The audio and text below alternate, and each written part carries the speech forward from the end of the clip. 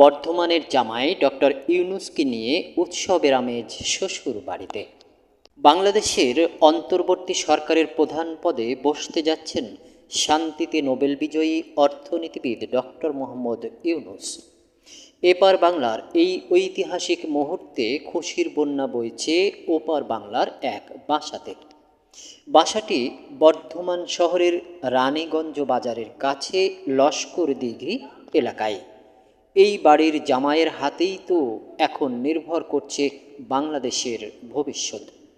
এই বাড়িতেই তো বড় হয়েছেন তার স্ত্রী আফরোজি ইউনূস।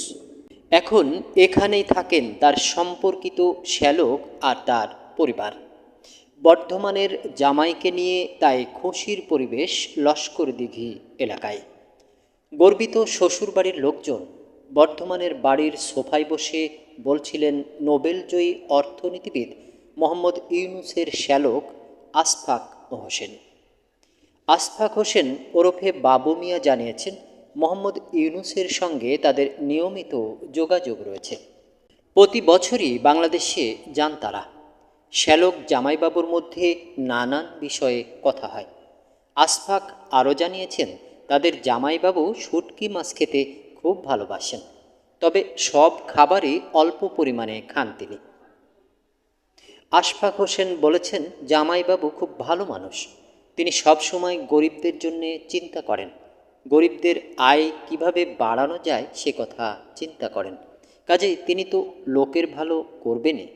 একই সঙ্গে তিনি বাংলাদেশের পরবর্তী প্রধানমন্ত্রীর কাছে ভারত বাংলাদেশের নাগরিকদের জন্য স্পষ্ট ভিসার ব্যবস্থা করার দাবি জানিয়েছেন।